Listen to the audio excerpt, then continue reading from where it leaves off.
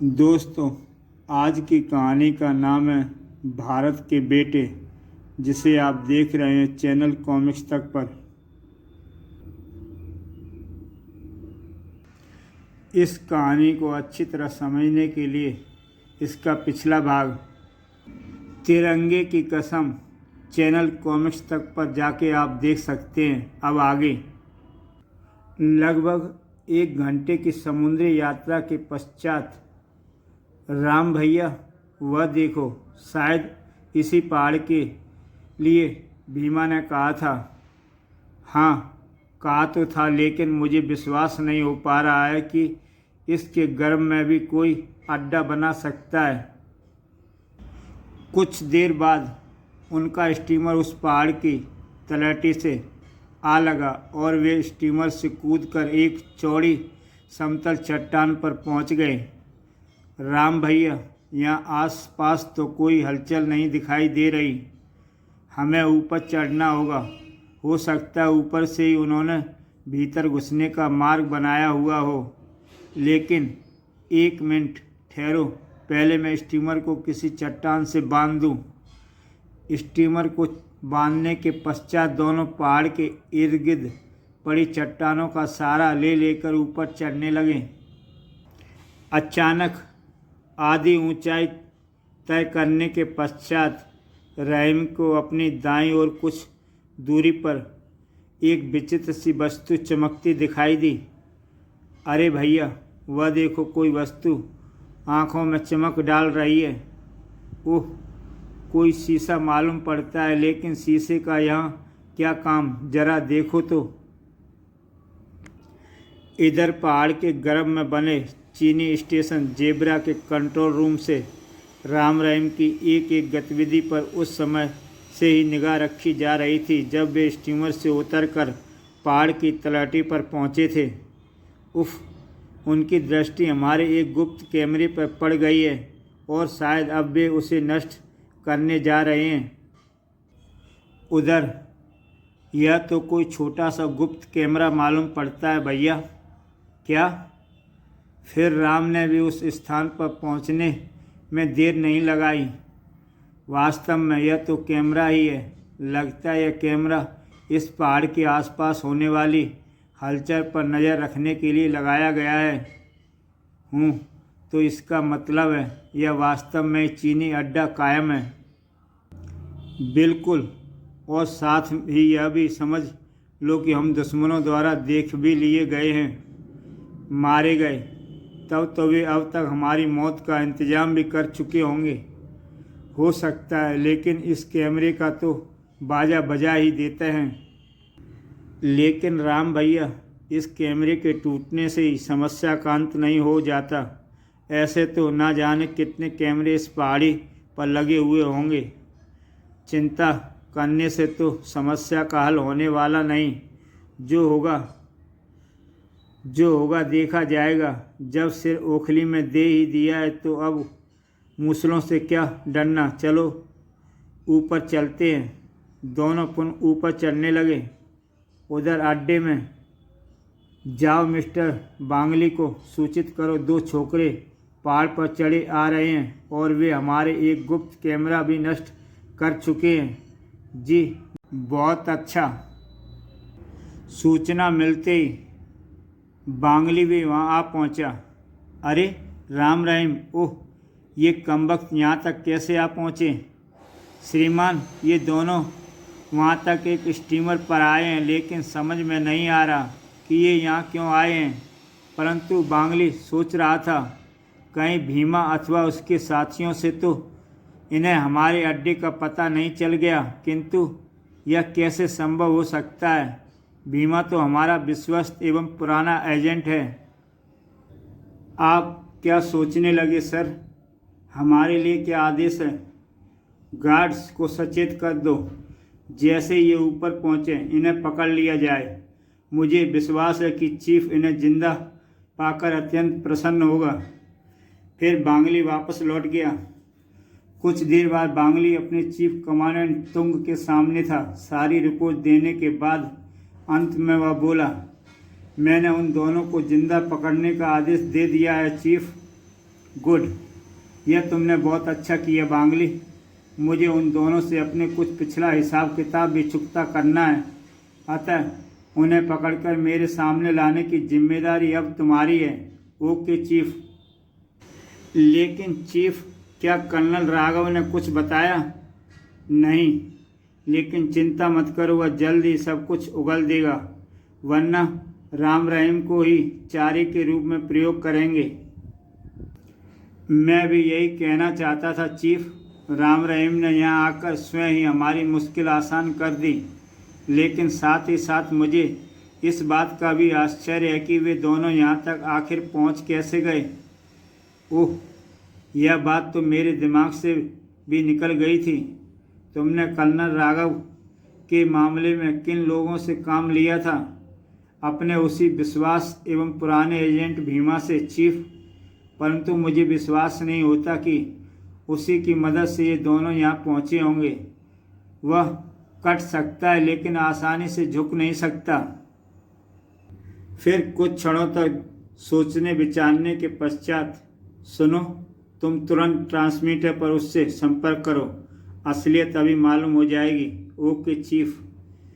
बांगली ने अपनी जेब से एक छोटा सा किंतु शक्तिशाली ट्रांसमीटर निकाला और उसे ऑन कर भीमा से संपर्क स्थापित करने की कोशिश करने लगा।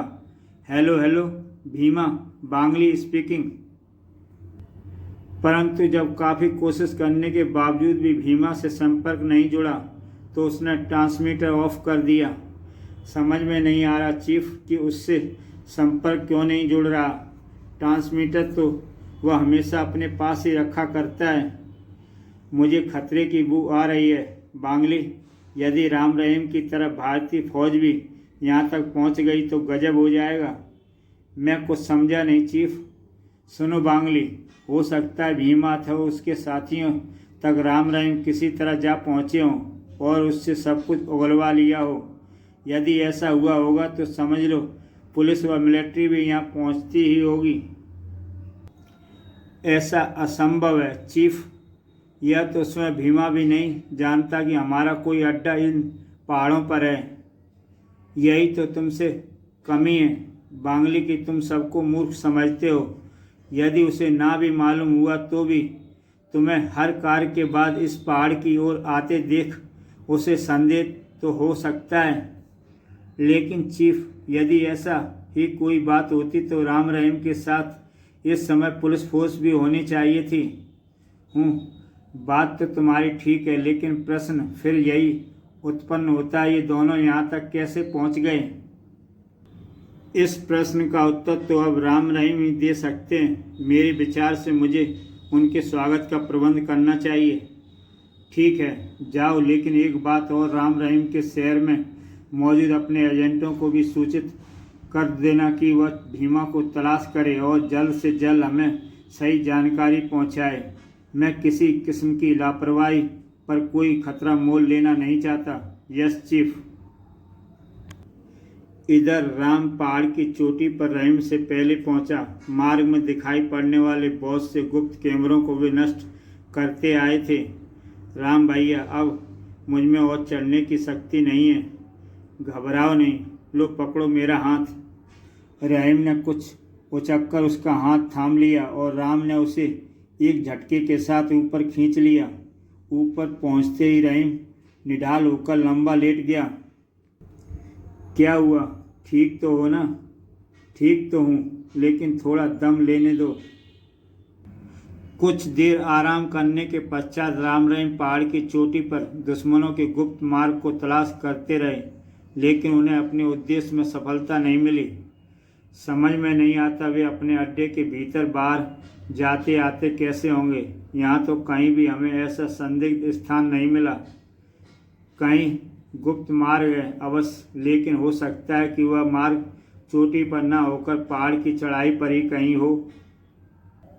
अभी राम रहीम आपस में विचार विमर्श कर ही रहे थे कि तभी, हाथ ऊपर उठा लो छोकरों, खबरदार कोई गलत हरकत करने की कोशिश ना करना, वरना कुत्तों की मौत मारे जाओगे। ये कमबख्त कहाँ से आ मरे। चलो सैनिकों, इनके रिवॉल्वर अपने कब्जे में ले लो।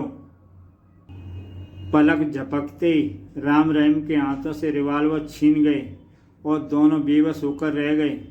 शाबाश, अब चुपचाप अच्छे बच्चों की तरह आगे बढ़ो, लेकिन ध्यान रहे कोई भी गड़बड़ करने पर गोली तुम्हारे अंदर होगी और दम बाहर। फिर बांगली और उनके साथी राम रहीम को लेकर एक तरफ बढ़ने लगे। चलो, एक तरफ से यह भी अच्छा ही हुआ, अब गुप्त मार्ग का पता अपने आप लग जाएगा। इसका मतलब है कि गुप्त मार्ग यहीं कहीं है। कुछ देर तक चट्टानों के मध्य से गुजरने के पश्चात वे एक चट्टान के निकट पहुंचकर रुके। बांगली ने उस चट्टान से बने छिद्र के भीतर लगे एक बटन को दबाया। तो यह है गुप्त मार्ग खोलने का बटन। बटन के दबते ही वह चट्टान एक तरफ सरक गई और नीचे जाने के लिए वहाँ सीढ़ियानुमा दिखाई देने लगी। चलो नीचे उतरो, मजबूरी है उतरना तो अब पड़ेगा ही प्यारे। फिर वे खामोशी से सीढ़ियाँ उतरने लगे। पहाड़ के गर्म में पहुँचने पर ओह, इतना बड़ा खुफिया अड्डा और हर प्रकार की आधुनिक उपकरणों से सुसज्जित, गजब का बनाया है। ऐसे अड्डे की तो सपने में भी उम्मीद नहीं की जा सकती है। तभी बांगली सैनिकों को संबोधित कर बोल उठा, तुम इन्हें कोठी नंबर 5 में पहुंचा दो, मैं कामरेड को खबर करता हूं।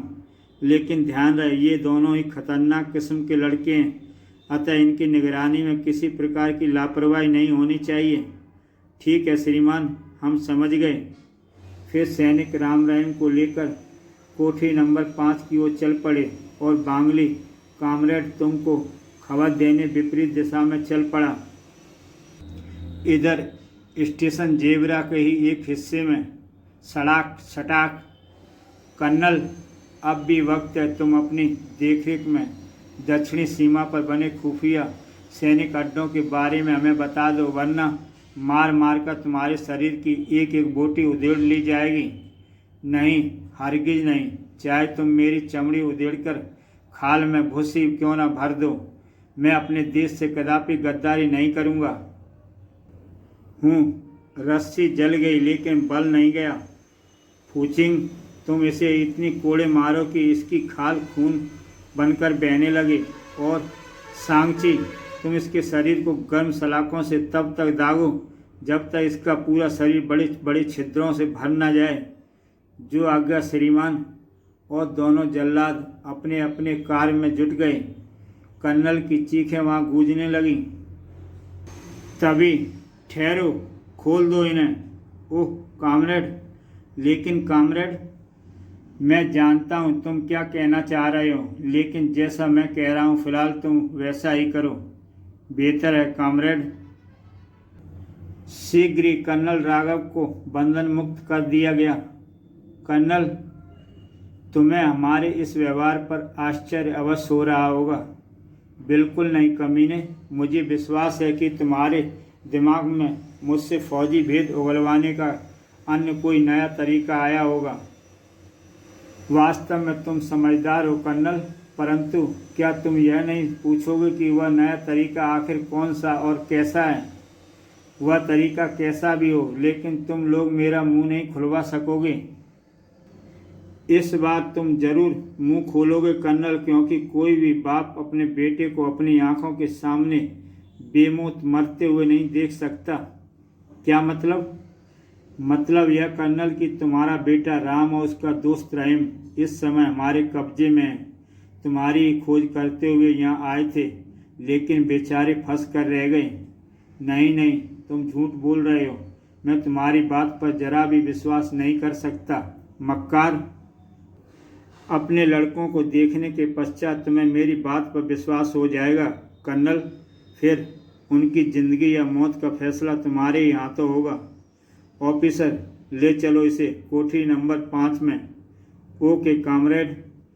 जब कोठरी नंबर 5 में बंद राम रहीम की दृष्टि सामने से आते कर्नल राघव, तुंग और बांगली और चीनी सैनिकों पर पड़ी। अरे डैडी, उफ, अंकल, उफ, कुत्तों ने क्या हालत बना दी है उनकी। डैडी, अंकल, मेरे बच्चों। और चीनी कमांडेंट हंसता हुआ। अब तो तुम्हें हमारी बात पर विश्वास हो गया होगा कर्नल। अब इसकी और तुम्हारी भलाई इसी में है कि तुम अपने गुप्त फौजी अड्डों का पता बता दो। हरगिज नहीं। अपने वतन के ऊपर मैं ये दो तो क्या सैकड़ों लड़कों को कुर्बान कर सकता हूँ। जल्दबाजी में फैसला करना अच्छा नहीं होता कर्नल। हम तुम्हें सोचने समझने के लिए पूरे 24 घंटे का समय देंगे। उसके बाद भी यदि तुम्हारा यही फैसला रहा तो इन दोनों की लाशें तुम्हें तोहफे के रूप में दे दी जाएंगी। ऑफिसर, ले जाओ इन्हें और उसी कोठी में डाल दो। जब सैनिक कर्नल राघव को लेकर चले गए तो कॉमरेड तुंग राम रहीम से संबोधित हुआ। मेरे विचार से तुम दोनों कर्नल की तरह जिद और मूर्खता नहीं करोगे। क्या चाहते हो हमसे? राम बोल पड़ा। फिलहाल तो सिर्फ इतना जानना चाहता हूँ कि तुम्हें यहाँ के बारे में जानकारी किससे मिली। ध्यान रहे, झूठ बोलने की कोशिश की तो तुम्हारे पिता को जो समय दिया गया है उतने समय तक यातनाएं भी सहन करनी पड़ेंगी। तुम्हारे चूहे एजेंट भीमा से। कुछ सोचकर राम ने फिलहाल सच कहना ही उचित समझा, और वह इस समय हमारे चीफ की कस्टडी में यहाँ के बारे में सब कुछ उगल रहा होगा। फिर क्या होगा इसका तुम स्वयं ही अंदाज़ा लगा सकते हो। अतः भलाई इसी में है कि मेरे पिता को और हमें तुरंत आज़ाद कर दो और यह स्टेशन खाली कर अपने देश वापस भाग जाओ। खामोश बदतमीज। क्यों, घबरा गए क्या? बांगली, तुरंत एजेंटों को खबर करो, भीमा को ख़त्म करने का प्रबंध करो, वरना इस पिद्दी से छोकरे की बात सच हो जाएगी। अभी लीजिए कॉमरेड। तभी एक सैनिक तेजी से चलता हुआ वहाँ आया। क्या बात है फूचिंग, क्या कोई नई खबर? सर, कमांडेंट हिंदुस्तान से एजेंट 0 का संदेश आया कि भारत से हमारे एक स्थानीय पिट्ठू भीमा ने पुलिस कस्टडी में आत्महत्या कर ली है। वाह, वास्तव में तुम बड़ी अच्छी खबर लाए। खुश हो लो सोरो। जब हमारा दाव चलेगा तब सारे दांत पेट में घुस जाएंगे। तुमने भी सुन लिया ना छोकरों, जिस मुसीबत से तुम हमें डरा रहे थे वह अपने आप ही ख़त्म हो गई। अब तुम्हारे अलावा कोई भी हमारे अड्डे के विषय में नहीं जानता, और तुम दोनों से तो मुझे बहुत से पिछले हिसाब किताब चुकाने हैं, लेकिन अभी नहीं बच्चों, ठीक 24 घंटे बाद। चलो बांगली। तुंग और बांगली की नज़रों से ओझल हो जाने के बाद अब क्या होगा राम भैया? कहीं हमारी मुंह में अंकल फौजी राज उन्हें बता ना दें।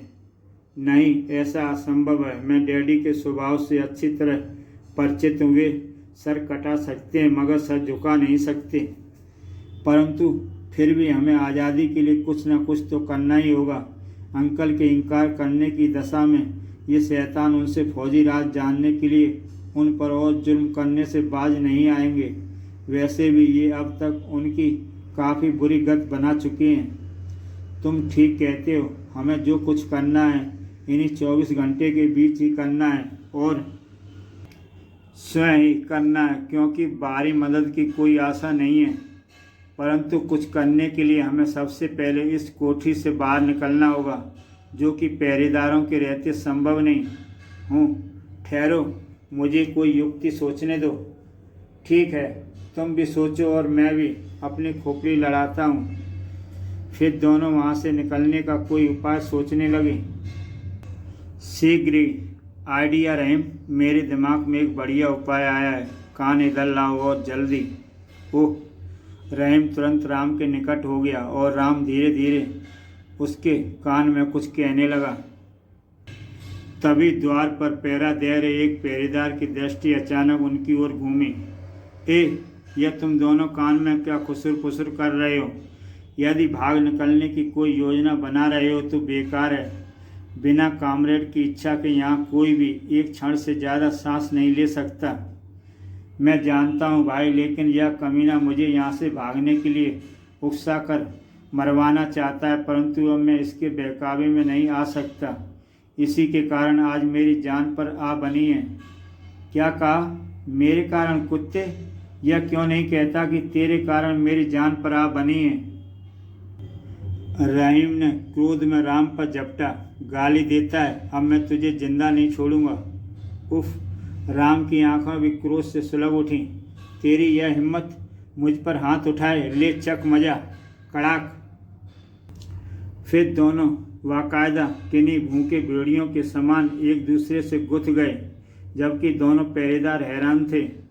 पता नहीं अचानक क्या पागलपन सवार हो गया इनके ऊपर। यह दोनों तो एक दूसरे की बोटी बोटी नोचने पर आमादा हैं। जब काफ़ी मना करने के बावजूद भी राम रहीम एक दूसरे से अलग नहीं हुए तो मैं कहता हूँ बंद करो यह सब, वरना मैं तुम दोनों को गोली मार दूंगा।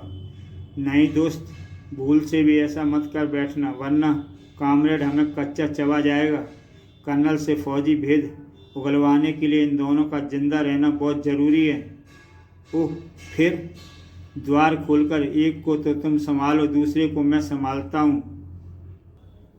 द्वार खोलकर वे दोनों राम रहीम की ओर बढ़े। हटो दोनों अलग, वरना अब हमारे हाथों पिटोगे। और तभी दोनों उन सिपाहियों पर टूट पड़े। बेटा, यह सब ड्रामा तो हम केवल तुम दोनों से ही निपटने के लिए कर रहे थे। बस यह लात खाओ और बेहोश हो जाओ। अगले ही पल दोनों पहरेदार फर्श पर बेहोश पड़े थे।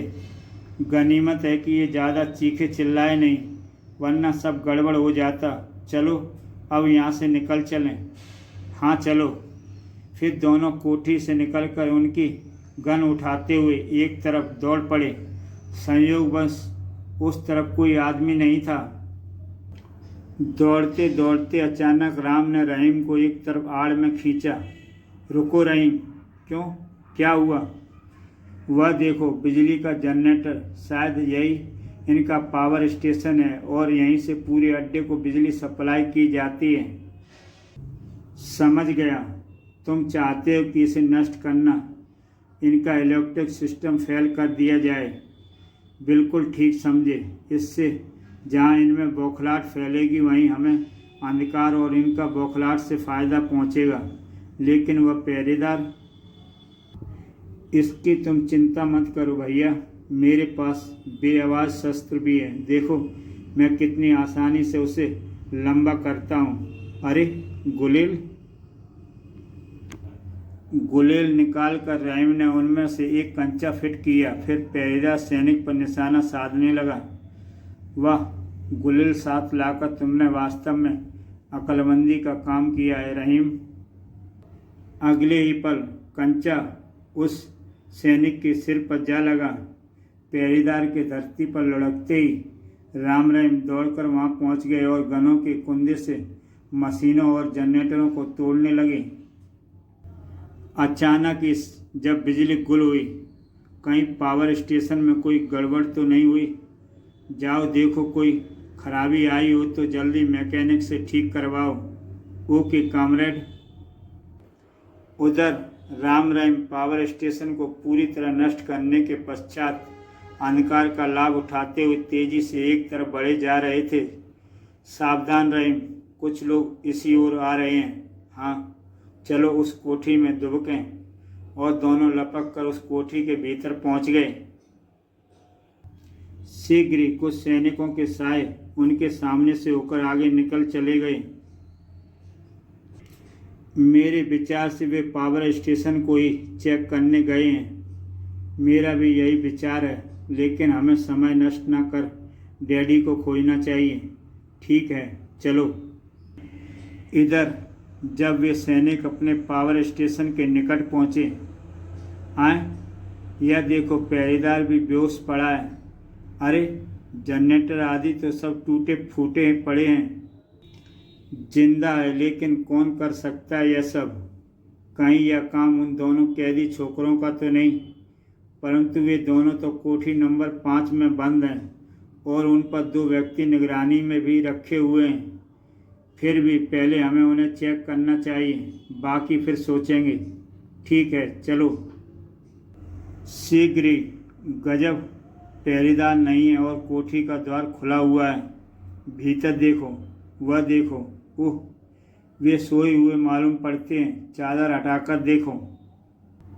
और जैसे ही एक ने आगे बढ़कर दोनों के ऊपर से चादर हटाई, अरे ये तो वही दोनों पहरेदार हैं जिन्हें उन हिंदुस्तानी छोकरों की पहरेदारी पर नियुक्त किया गया था। अब साफ हो गया है कि यह सब किया धरा उन्हीं शैतान छोकरों का है। वे किसी प्रकार इन्हें अपना शिकार बनाकर यहाँ से निकल भागे हैं। सुनो, तुम तुरंत जाकर कामरेड को सारी स्थिति से अवगत कराओ और तुम खतरे का सायरन बजा दो। ओके, बहुत अच्छा। कहने के साथ ही दोनों पलटकर तेजी के साथ बाहर निकल गए। उनके जाने के बाद बाकी भी कोठी से निकलकर एक तरफ दौड़ पड़े। ध्यान रहे, उन छोकरों को जिंदा ही पकड़ने की कोशिश करनी है, वरना कामरेड की सारी योजना गड़बड़ हो जाएगी। समझ गए? शीघ्र ही खतरे का सायरन बज उठा। ओह, लगता है हमारे भागने की खबर उन्हें लग चुकी है। उधर खतरे का सायरन बजते ही पूरे अड्डे में खलबली सी मच गई। कोई खतरा मालूम पड़ता है, अपने हथियार संभाल लो जल्दी। इधर अब क्या करें भैया, पता नहीं अंकल कहाँ होंगे और कहाँ। हिम्मत खोने से काम नहीं चलेगा रहीम। डैडी का पता लगाने के लिए हमें यहाँ के किसी आदमी को काबू में करना चाहिए। लेकिन अभी रहीम ने कुछ कहने के लिए मुंह खोला ही था कि एक तरफ से दौड़ते कदमों की आवाज़ सुनकर खामोश हो गया। वे इधर ही आ रहे हैं, किसी एक को जिंदा पकड़ने की कोशिश करेंगे, लेकिन स्थिति अनुसार आओ आड़ में चलते हैं। ठीक है। उधर खतरे का सायरन के बजने के साथ साथ जब कामरेड तुमको राम रहीम की कोठी से भाग निकलने की खबर लगी, हरामजादों, खड़े खड़े मेरा मुंह क्या देख रहे हो? जाओ और उन्हें हर कीमत पर जिंदा पकड़ने की कोशिश करो, वरना एक एक को जलती भट्टी में भुनवा दूंगा। जब सभी सैनिक कमरे से बाहर निकल गए, कमबख्त यहाँ भी अपनी शैतानी हरकतों से बाज नहीं आए। खैर कोई बात नहीं, वे अपने बाप तक अवश्य पहुँचने की चेष्टा करेंगे। अब वहीं पहुंचकर मुझे उनके स्वागत की तैयारी करनी चाहिए। इधर राम रहीम के उस आड़ तक पहुंचने से पूर्व ही उस तरफ आते सैनिकों की दृष्टि उन पर पड़ी। वे रहे, रुक जाओ वरना गोली मार देंगे। अब सोचने समझने का कोई मौका ना था। दोनों बिजली की फुर्ती के साथ उल्टे और एक भी जिंदा न बच सके। रहीम और जब दोनों ने फायरिंग बंद की, ये सब तो निपट गए, लेकिन फायरिंग की आवाज़ सुनकर अन्य सैनिक भी यहाँ पहुँचते ही होंगे। उस तरफ चलते हैं, जो होगा देखा जाएगा। राम रहीम का विचार ठीक ही था। फायरिंग की आवाज़ ने उन्हें तलाश करते हुए कुछ सैनिकों को भी चौंका दिया था। ओह, फायरिंग की आवाज़ बारूद खाने की ओर से आई है। शायद वे छोकरे उसी तरफ हैं, चलो जल्दी। इधर राम रहीम तेजी के साथ एक दूसरे गलियारे में बढ़े चले जा रहे थे कि तभी एक बार फिर वे एक तरफ से आते भारी कदमों की आवाज़ सुनकर चौंक उठे। ओह, फिर कुछ सैनिक इसी ओर आ रहे हैं मालूम पड़ते हैं। राम भैया, वह देखो, शायद कोई बड़ी कोठरी है। क्यों ना वहीं से इनसे मोर्चा लिया जाए। हाँ, इसके सिवा फिलहाल कोई चारा नहीं, चलो। और दोनों शीघ्रता से उस कोठरी के भीतर प्रविष्ट हो गए। शुक्र है यहाँ भी कोई नहीं है। शायद यहाँ के पहरेदार भी हमें ढूंढते में कहीं जुटे होंगे, लेकिन अब खामोश रहो। वे निकट आ पहुँचे हैं। जूतों की आवाज़ ठीक उस कोठरी के सामने आकर रुक गई। राम और रहीम ने अपनी सांसें तक रोक लीं। तभी एक भारी आवाज़ उनके कानों में पड़ी, तुम लोग उस तरफ देखो और तुम उस तरफ, मैं इधर देखता हूँ। तुरंत ही कुछ कदमों की आट दूर होती चली गई। लगता है सभी यहाँ से हट गए। आओ बाहर निकलें। ठहरो, मेरे विचार से एक अभी बाहर है, थोड़ा इंतज़ार करो। राम ने तुरंत रहीम को पीछे की ओर खींचते हुए कहा था, परंतु यही गड़बड़ हुई। राम ने रहीम को जैसे ही पीछे की ओर खींचा, रहीम किसी वस्तु से टकराकर फर्श पर गिर पड़ा। तुरंत बाहर से आवाज आई, कौन कौन है भीतर? हो गई गड़बड़, जल्दी उठो रहीम। लेकिन इससे पहले कि रहीम उठकर खड़ा हो पाता, बाहर खड़े सैनिक ने भीतर प्रवेश किया। ओह, तो तुम दोनों यहाँ छिपे हो। परंतु इससे पहले कि वह सैनिक अपनी गन का इस्तेमाल कर पाता, राम ने बिजली की फुर्ती की तेजी के साथ उसके ऊपर छलांग लगा दी। वो मारा, शाबाश। सैनिक उछलकर वहाँ रखी लकड़ियों की पेटियों पर जा गिरा।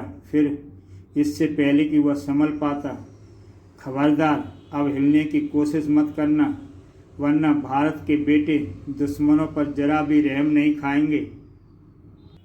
बेचारा सैनिक भय से थूक सटकने लगा। घबराओ नहीं, अगर तुम हमारे 2 प्रश्नों का उत्तर दो तो तुम्हारी जान बच सकती है। मैं तैयार हूँ, पूछो क्या पूछना चाहते हो। कर्नल राघव को कहाँ रखा गया है और यहाँ का बारूद खाना कहाँ पर बनाया गया है? बारूद खाना यही है और कर्नल को यहाँ से 2 गलियारे छोड़कर 13 नंबर टार्चर वाली कोठी में रखा गया है। गुड। रहीम, जरा इन पेटियों को खोलो, शायद अपने मतलब का बारूद मिल जाए। अभी लो भैया। आनंद फानन में रहीम ने कई पेटियां खोल डाली। अंतिम 2 पेटियां खोलते ही वह प्रसन्नता से उछल पड़ा। वो मारा, हैंड ग्रेनेड और टाइम बम। तब तो बन गया काम। 10-12 टाइम बम व कुछ हैंड ग्रेनेड निकाल लो। टाइम बमों में आधे घंटे का समय सेट कर दो ताकि गुड, तो शुरू हो जाओ। बस तुम्हारी योजना मैं समझ गया भैया। उधर कॉमरेड तुम कर्नल राघव के सामने खड़ा घुर्रा रहा था। वे दोनों छोकरे कोठी से निकल भागे हैं कर्नल, परंतु मुझे विश्वास है कि कुछ देर बाद ही वे यहाँ होंगे, लेकिन सीधे नहीं बल्कि इस भट्टी के ऊपर छत से उल्टे लटके हुए। परंतु मुझे विश्वास है कि तुम उस समय तक दम तोड़ चुके होगे कमीने, खामोश बेवकूफ़ इंसान।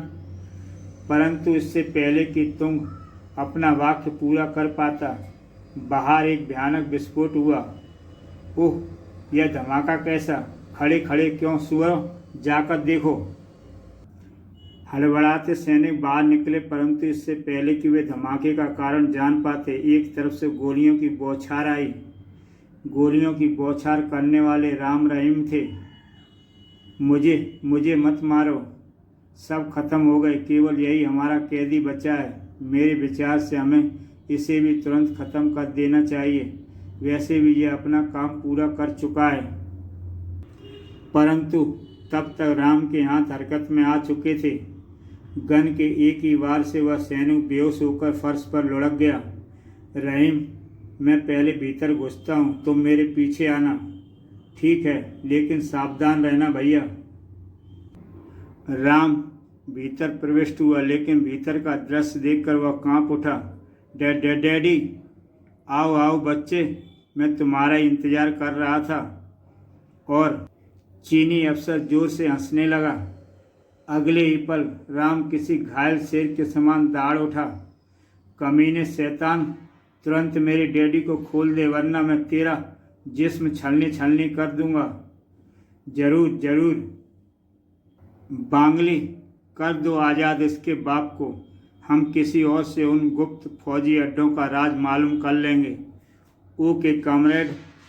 कहने के साथ ही बांगली ने उस रस्सी का निशाना लिया जिससे कर्नल राघव लटके थे और धाएं नहीं, गोलियां रस्सी से टकराईं और रस्सी कट गई। कर्नल राघव जलती भट्टी में गिरने लगे और दोनों चीनी अफसर हंसने लगे। परंतु इससे पूर्व कि कर्नल राघव धधकती भट्टी में गिरकर राख हो जाते, राम ने अपने स्थान से एक लंबी छलांग भरी और अपने डैडी को लिए भट्टी के दूसरी फर्श पर जा गिरा। फायर, भून डालो दोनों को। परंतु इससे पहले कि बांगली कर्नल राघव और राम पर फायर कर पाता, रहीम साक्षात यमदूत के समान भीतर दाखिल हुआ। पलक झपकने के साथ ही तुंग और बांग्ले की जीवन लीला समाप्त हो गई। भैया अब देर न करो, अंकल के हाथ पैर खोलो और निकल चलो यहाँ से। यदि और सैनिक यहाँ आ गए तो मुश्किल हो जाएगी। वाह मेरे बहादुर बच्चों, शाबाश रहीम, बिल्कुल ठीक मौके पर आए। अभी लो। राम ने झटपट कर्नल राघव के बंधन खोले। चलिए डैडी, अब यहाँ से निकल चलें, हमें जल्द से जल्द इस अड्डे से बाहर पहुँचना है। नहीं बेटे, तुम दोनों यहाँ से निकल जाओ। मैं एक फौजी हूँ, दुश्मनों को समाप्त किए बिना यहाँ से नहीं जाऊँगा। दुश्मन और इस अड्डे की चिंता आप छोड़ दें डैडी, इन सब का प्रबंध हम पहले ही कर चुके हैं। हाँ अंकल, हमने इनके पूरे अड्डे में शक्तिशाली टाइम बम फिट कर दिए हैं जो अब से ठीक 20 मिनट बाद फटेंगे। ओह, यह बात है तो तब चलो। फिर तीनों उस कमरे से निकलकर उस तरफ दौड़े पड़े जहाँ ऊपर जाने और नीचे आने की सीढ़ियाँ वाला गुप्त मार्ग था। मार्ग में उन्हें दुश्मनों ने रोकने की भरसक कोशिश की। वे रहे, मार डालो उन्हें, लेकिन उनकी गनों से निकली गोलियां और हाथों से छूटे दस्ते बम, और इस प्रकार वे आगे बढ़ते चले गए, उन्हें लाशों के ढेर में बदलकर उनका मार्ग साफ कर दिया। और कुछ ही देर बाद वे गुप्त सीढ़ियों तक पहुंचने में सफल हो गए। जल्दी चढ़ो, बम फटने में अब केवल 10 मिनट शेष हैं। शीघ्र ही। वैसे उतरने का समय नहीं, मेरे विचार से हमें पानी में कूद जाना चाहिए। ठीक कहते हो बेटे, चलो कूद जाओ। और अगले ही पल पानी की सतह पर पहुंचने के बाद, डैडी आप और रहीम स्टीमर पर पहुंचिए, मैं चट्टान से जंजीर हटाता हूं। जल्दी, केवल 3 मिनट ही शेष रह गए हैं। उसके बाद यह पहाड़ ज्वालामुखी पर्वत के समान फट पड़ेगा। कर्नल राघव और रहीम स्टीमर पर पहुंच गए और राम जल्द से स्टीमर से बंधी जंजीर को चट्टान से अलग करने लगा। फिर जैसे ही राम चट्टान से जंजीर खोलकर स्टीमर में पहुंचा, रहीम ने इंजन स्टार्ट कर उसे तीव्र गति से पहाड़ की विपरीत दिशा में दौड़ा दिया। लेकिन अभी स्टीमर उस पहाड़ से कुछ ही दूर पहुंचा था कि तभी आखिर हमारे तिरंगे के दुश्मनों की कब्र उन्हीं के खूनी स्टेशन में बन गई।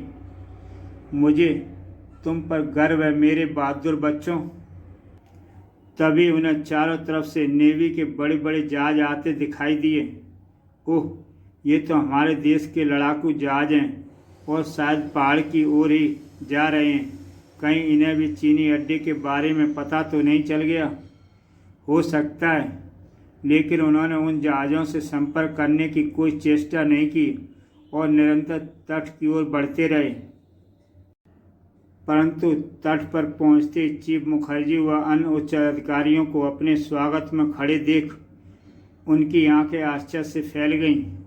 ओह मिस्टर मुखर्जी, अरे अंकल, आओ मेरे बहादुर बच्चों, पूरे देश को ओर से हम तुम्हारा स्वागत करते हैं। और चीफ मुखर्जी ने आगे बढ़कर राम रहीम को गले से लगा लिया। मुझे तुम दोनों पर गर्व है मेरे बच्चों। सच, तुम जैसे भारत के बेटों के रहते हमारे पवित्र तिरंगे पर कभी आंच नहीं आ सकती। सारी आप बीती सुनने के बाद राम बोला, परंतु अंकल आप यहाँ कैसे आ पहुँचे? हाँ अंकल, मुझे भी बड़ा आश्चर्य हो रहा है। जरूर चीफ मुखर्जी के डिपार्टमेंट में इनका कोई गहरा संबंध है जिसे ये शैतान लड़के मुझसे भी छुपाए हुए हैं। मुझे भीमा से दुश्मनों के इस अड्डे के बारे में मालूम हुआ था, परंतु हमने तो दुश्मनों के मुख से सुना था कि उसने कुछ उगलने से पूर्व ही आत्महत्या कर ली थी। यह खबर हमने दुश्मनों को धोखे में डालने के लिए उड़ाई थी ताकि वे निश्चिंत हो जाएं और हम उन्हें उनके अड्डे पर धर दबोचें, लेकिन तुम लोगों के कारण ऐसी नौबत ही नहीं आई।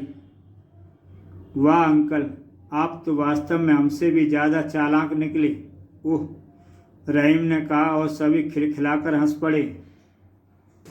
और एक बार फिर अगले दिन के समाचार पत्र में राम रहीम की प्रशंसा से भरे पड़े थे। आज की ताज़ा खबर, भारत के बेटों ने तिरंगे की लाज रख ली। भारत के बेटों ने दुश्मनों के एक भयानक अड्डे को नेस्तनाबूद कर दिया। पढ़िए आज की ताज़ा खबर। इसी के साथ दोस्तों ये कहानी समाप्त होती है। तो दोस्तों फिर मिलते हैं एक नई कहानी के साथ। चैनल कॉमिक्स तक पर आप देख सकते हैं रहीम की बेहतरीन कहानियाँ, आफत के पुतले और तिरंगे की कसम।